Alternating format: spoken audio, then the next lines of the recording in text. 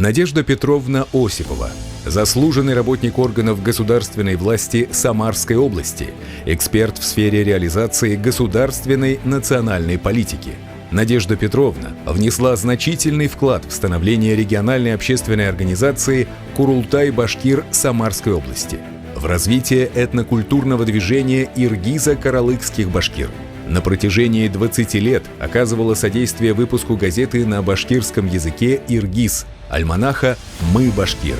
При ее непосредственном участии совместно с Курултаем-Башкир Самарской области были установлены мемориальные знаки в честь уроженцев Самарской губернии, выдающихся деятелей культуры Республики Башкортостан Рашита Нигмати, Хасана Башара, Хадии и Губая Давлетшиных, государственных деятелей Хариса Юмагулова и Фатимы Мустафиной. Ежегодно проводились областные праздники Еен и Каргатуй. Значительно ее роль в установке и открытии памятника языковеду Габбасу Давлетшину в 2022 году в Самарской области. Ответственность, чуткость, знание истории края и национальных культур, умение работать с людьми – отличительные черты Осиповой. «Наша сестра» – так ее называют самарские башкиры.